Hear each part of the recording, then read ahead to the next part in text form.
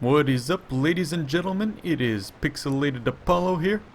And actually, it is kind of me and Pixelated Apollo because we did a 2v2 together in Napoleon Total War. So he and I hopped on together to play some Napoleon. He does a lot of live streaming. If you don't know his channel, definitely check him out. He does a lot of great stuff, and he is definitely a blossoming Total War YouTuber doing a lot for that game. Does a lot of massive battles and whatnot. So this is going to be along the lines of the massive battles. Like I said, it is obviously a Napoleonic battle. We're playing against the AI, who you can see is deployed in this long linear formation. And they're going to be Great Britain. So our strategy coming into this was to bring, well, a lot of heavy first rates. And a couple of these ironclad and steamships. And then 2 of these Santissima Trinidades. Each of us has 1. The enemy force is equally large, but has a lot of these heavy first rates. And the initial goal here was to set up a triple thick line of ships. We're getting kind of shelled, and that's why you see us positioning our steamships and ironclads up in the front to absorb the fire. The enemy, you can see here, moving in this long line of single ships. And yes, they may be getting some early volleys, but we figured by the time they get up close to us and engage with their single line, we will have a triple line of ships waiting to unleash on the enemy. So that's kind of our strategy going into this.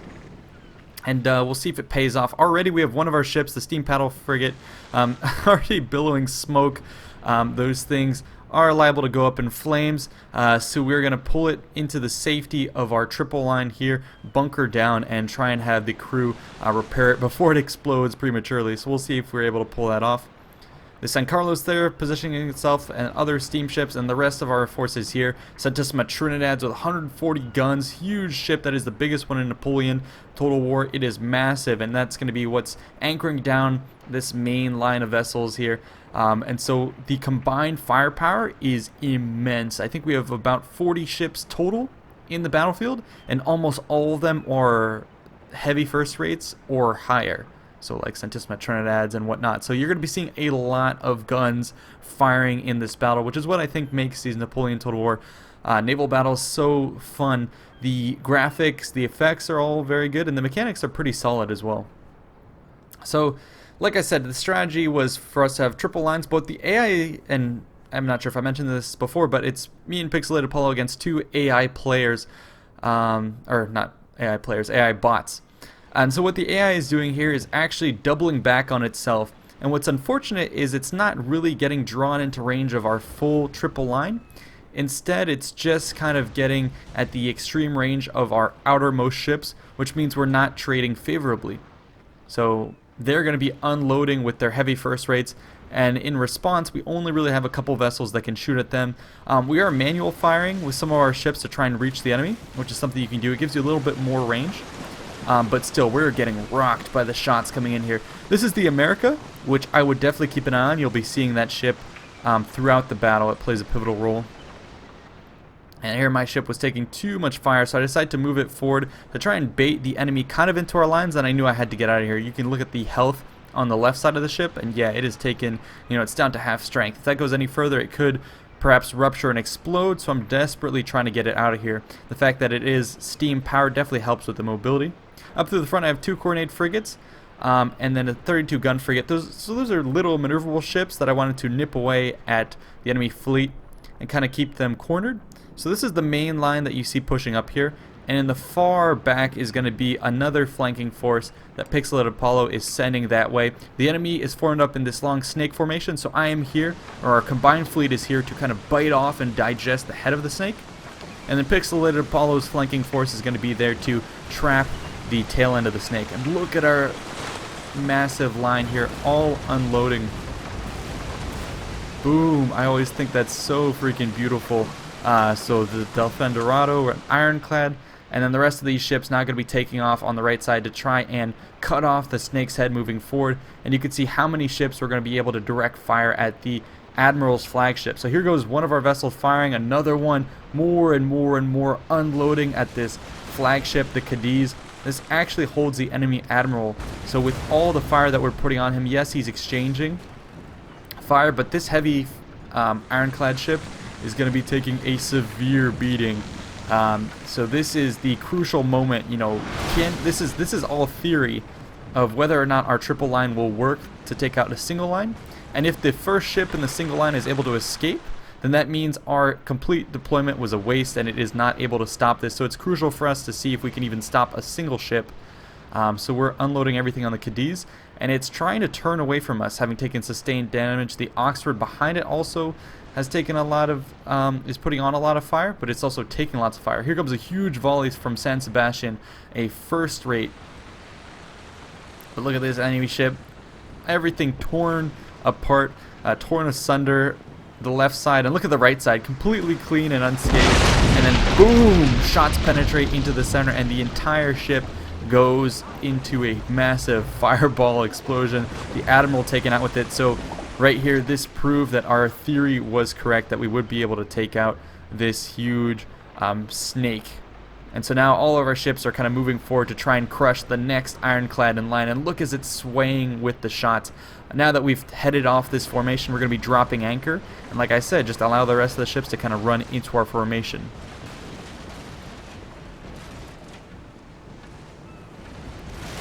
Here comes another volley. And we are, mind you, using solid shot at this point.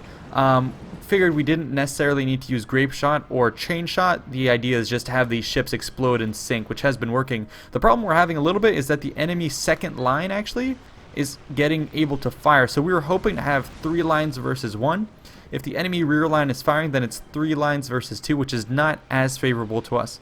Another thing we have to be mindful of is these are heavy first rates.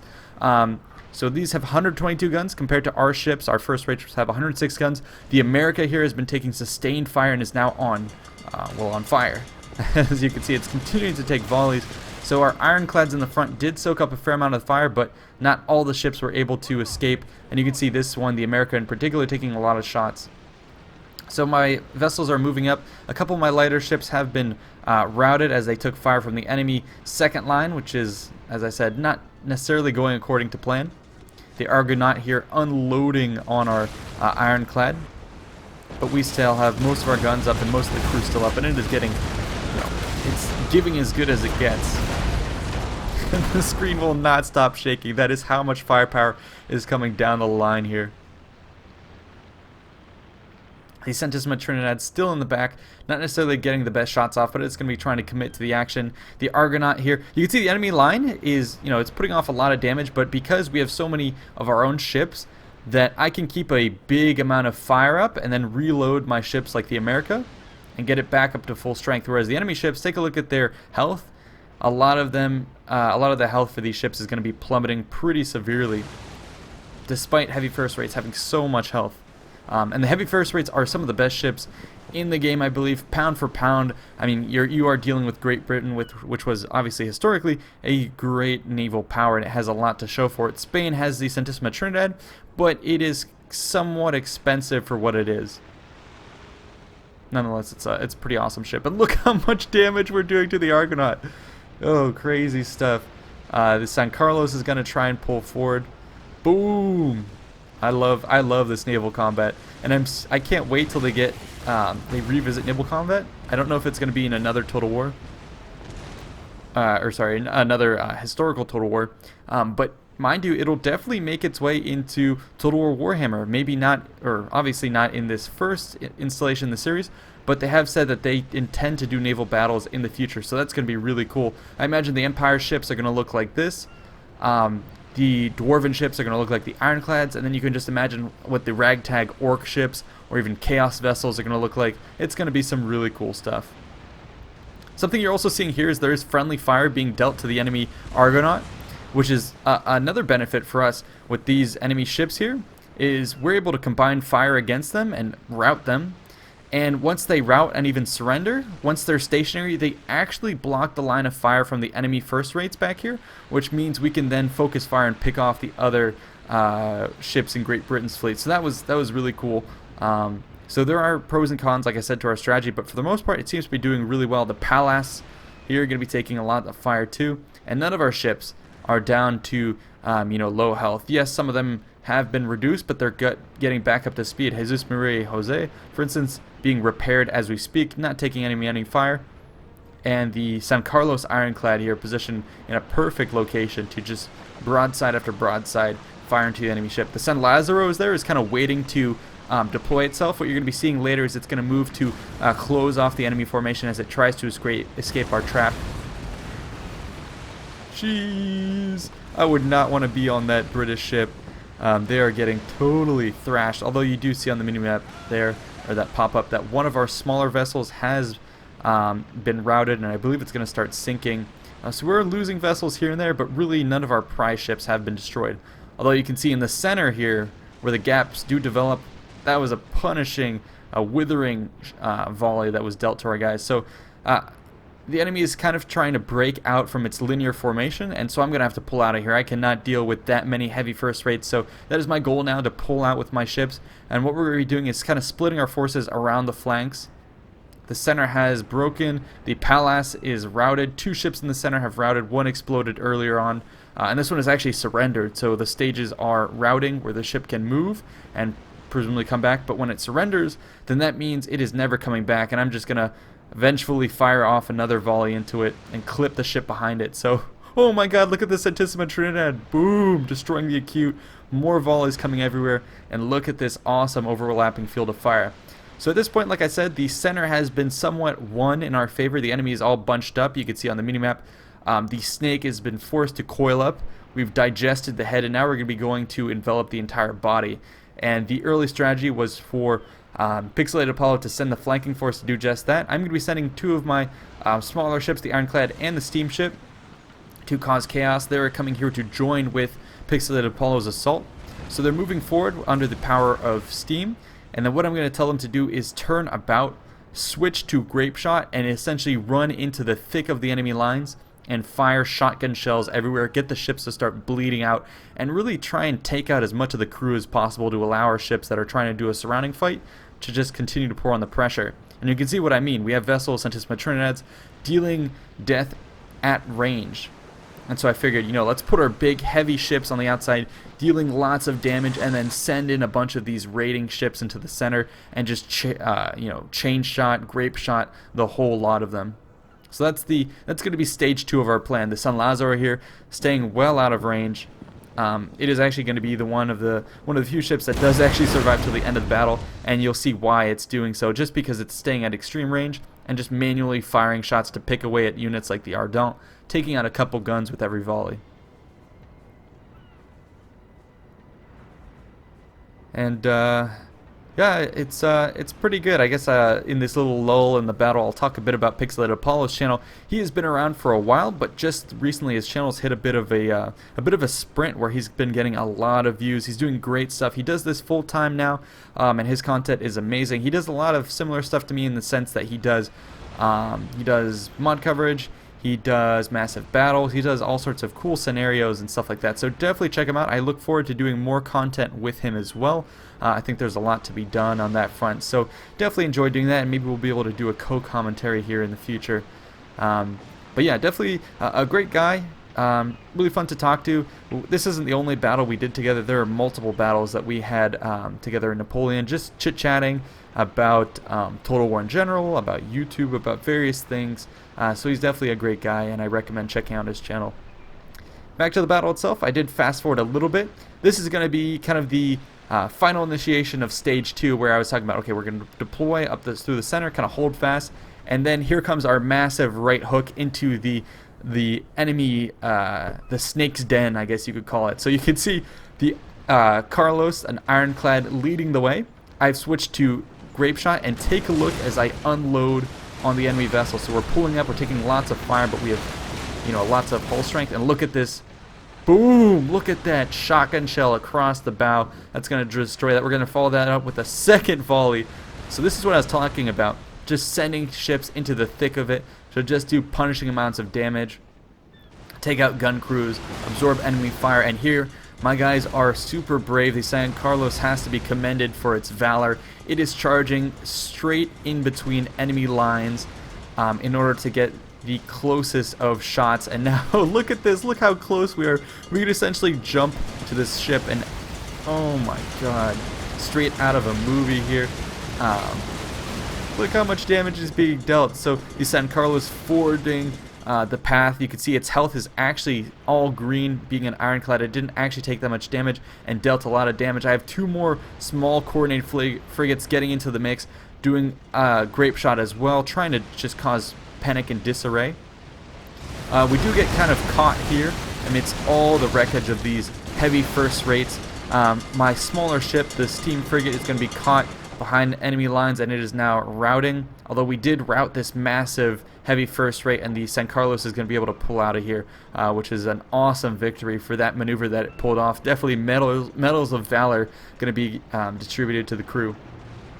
The rest of my ships here, coordinated frigates, did not do super well, but look at the chaos that we've caused within enemy lines, and all the while we've been firing away with our other ships, tearing into them from a distance. So really cool stuff. And you know, in these games, you just sometimes gotta go for super aggressive tactics. It definitely makes it very enjoyable to watch, and it gets the excitement up. What I'm doing right now, actually, you can see the shots that are aiming up, is I'm switching from grape shot to chain shot, and I took out the entire mast of this ship. So my goal is, yes, wipe out the crew, but also disable all of these vessels so that they can't escape our ships. I have a lot of huge ships on this flank, and I really want to bottle up the enemy force, prevent them from routing.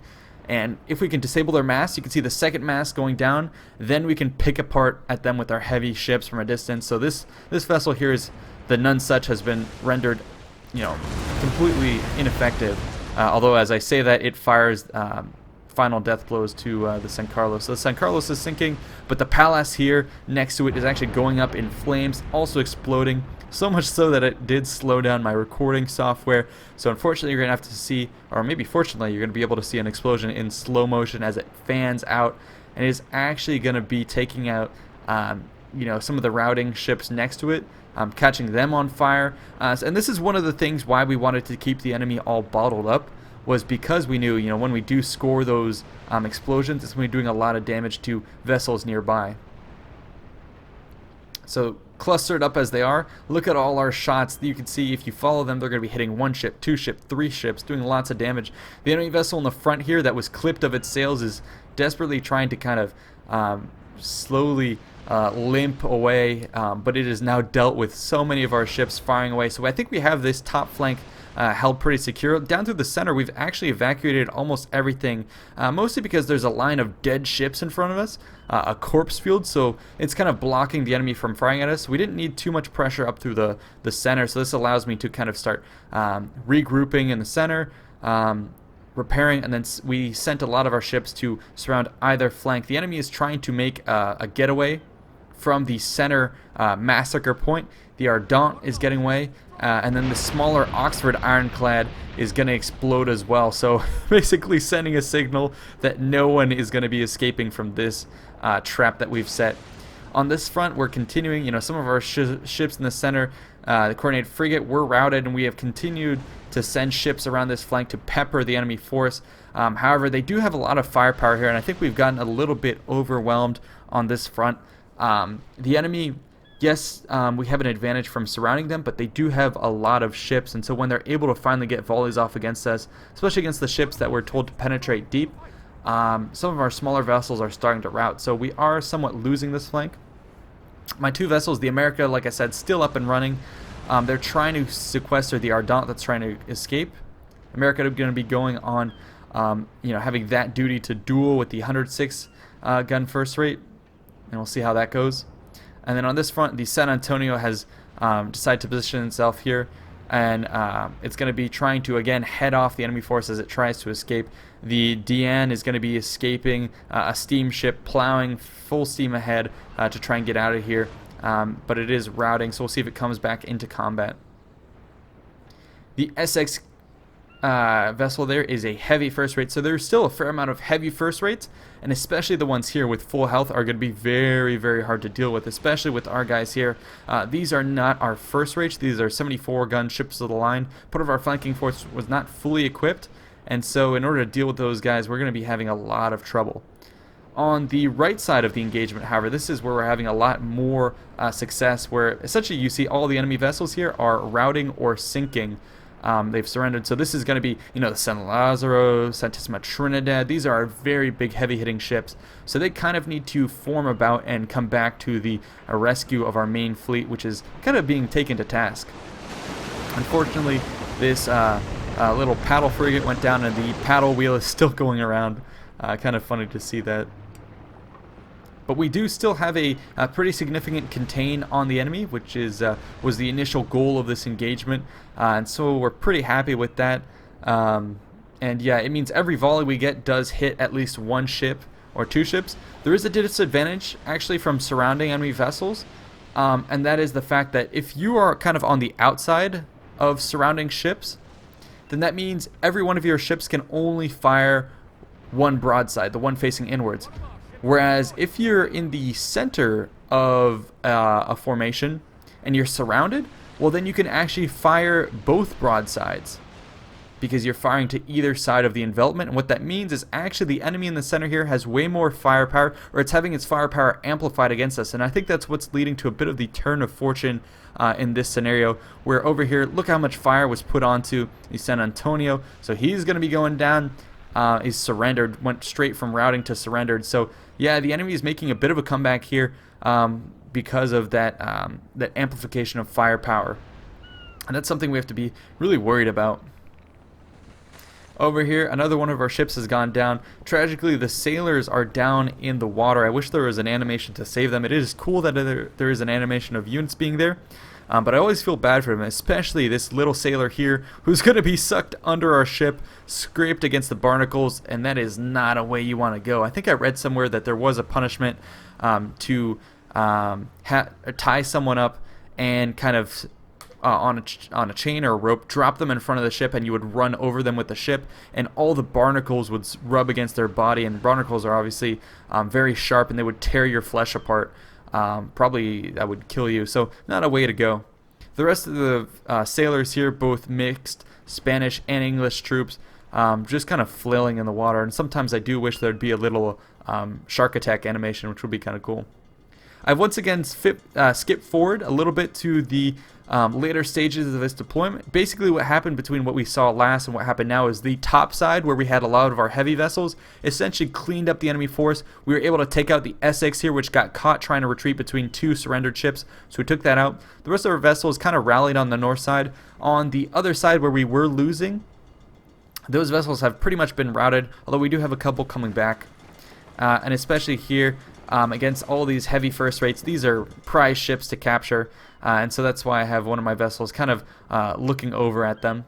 The remainder of the enemy fleet kind of pulled away, and so they're drawing back. Two of them are over in the distance, and so I'm in pursuit with a lot of our vessels. You can see we do have a lot of men left, both me and Pixelated Apollo having a fair amount of troops left.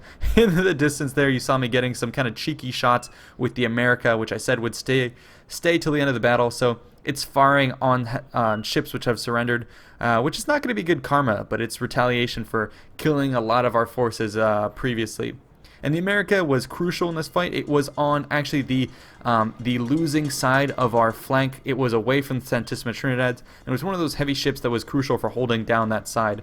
Although now it seems like the karma of firing on routing ships has gotten back to us, and we are ourselves going to be found routing. I'm not sure what caused that, but it is happening. Yeah, here we go, plowing forward. A lot of our ships in pursuit. We're going with the wind, but it also means the enemy is able to get away very, very quickly. I do have one ship that's being a bit over-aggressive to try and catch up with these two vessels, and that is going to be the Principe steam paddle ship, but in its eagerness to catch up with the enemy vessels, it's actually going to expose its weak side to the enemy. You can see how many gaps there are in the planking and the wall, and it's actually going to instantly rout.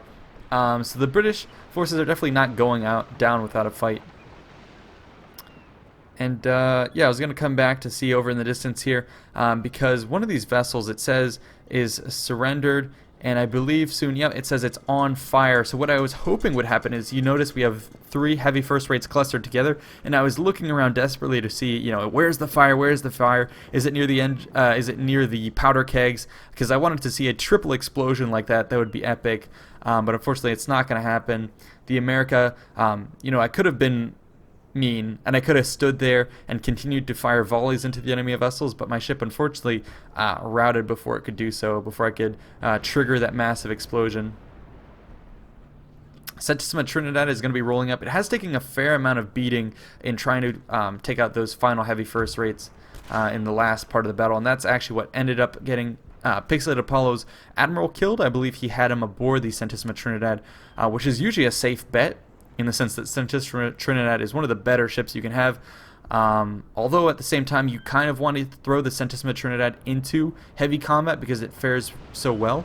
That you sometimes put your Admiral in harm's way. Perhaps better to put him in an ironclad or something like that you want to keep out of combat. Then again, I did send my ironclads into a suicide mission, suicide charge. So yeah, no harm done. And yeah, here now we're finally firing with 2 Sentiment Trinidads against the enemy force. They have been caught against the Hecla and also the Principe, which routed, and it's going to be doing its kind of last duties to keep the enemy from continuing to run away, which is going to be awesome. So now it's going to allow my fleet to catch up, and my Sentiment Trinidad is firing through both of the ships, just firing through the Hecla, straight through to the Acute. Who cares? We're going to be firing at everything. Pixelated Apollo's Sentiment Trinidad is in a perfect position to get volleys off. It is not taking enemy fire, and in exchange it's going to be shooting 3 ships as collateral damage, which is awesome. The Acute is trying to force its way out of this bottleneck, but the sails are torn up, and so it's going to be having a really hard time. The Hampshire here also trying to kind of go to the right of the Hecla. We'll see what comes of it. My steamship is being pushed out of the way a little bit as this vessel forces its way through here. So it is slowly trying to make its way into the open water again, but you know, every second longer it takes to push through the debris is more damage that's being dealt from both of our vessels. So Sentiment Trinidad's being obviously the right ship to be here till the end. And also, if you keep an eye on what's happening in the background, some of our ships actually ended up routing. The rest of them are coming up close, but we will have to go ahead and take a look at the America in the distance to see how Karma has caught up with her.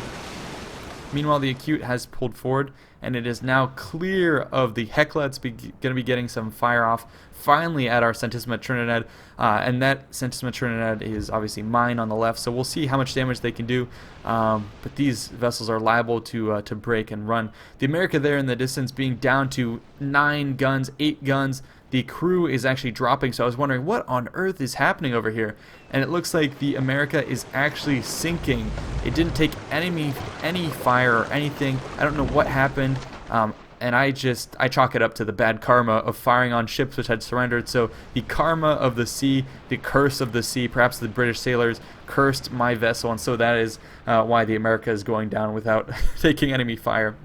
Over here, the enemy ship has been set afire, so I was unloading on it, hoping to get, again, a triple explosion amongst all of these ships. We'll see if that's going to be the case. But if the last ship routs before I can get it to explode, then that means we're not going to be seeing the glorious explosion I was hoping to see. So the Acute, only 77 guns left, 196 men, still relatively healthy in terms of crew and capacity, but in terms of health, not doing too well. So I'm just going to fast forward here so we can see the demise of the Acute, the final remaining British ship.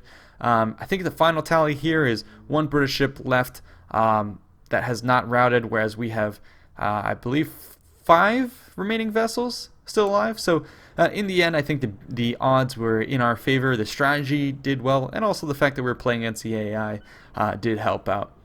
But it was definitely an enjoyable fight. I don't bring you too many naval battles too often, so let me know what you think of these. I know they do offer a different experience, different strategy, but they are somewhat long. Nonetheless, it's definitely worth sharing, and especially for the fact that I played with Pixelated Apollo. Really, really cool guy. I can't say enough good things about him. Definitely check him out. And finally here, what I'm doing is I'm actually switching to chain shot, which if you don't know, it's literally 2 cannonballs chained together. The purpose of that is when they go shooting out of the cannon's barrel, they're going to be whizzing about with a chain between them. And so as they kind of fly around, they're liable to clip around enemy sails, any rigging, and it can take out masts and stuff like that. So the point of chain shot is to take out the key components key components of an enemy ship. And so that's what I'm doing here, is with the Santissima Trinidad. I'm trying to take out the sails, the vessel, everything that would allow the ship to power itself, so I can then seize it as a prize and take it over, and then probably tow it back to harbor. And this is a fine prize to have. Another heavy first rate. The unit statistics here at the end are a little misleading because it says the enemy killed more ships than us, which doesn't really make too much sense. But I think the enemy killed really has to do with what sunk or exploded. So you did see a couple of my vessels sinking, a couple of the enemy vessels exploding. For the most part, however, their losses are more telling. Those are ships that ended up just, surrendering, but not necessarily exploding, which is good for us. Which means that if this were a campaign battle, we would be able to, seize those ships for our own. In terms of kills, Santissima Trinidad doing work here. Really proud of that vessel. The America doing well. And then some of my Jesus Maria and the San Carlos, those were the guys who went on grape shot missions to fire on the enemy. So they did a lot of damage as well. Anyways, hope you guys enjoy this battle. Stay tuned for more. I will definitely bring you more of this naval combat and stuff with Pixelated Apollo in the future. And yeah, peace out. I enjoy reading your comments. Suggest what you'd like to see next. See ya.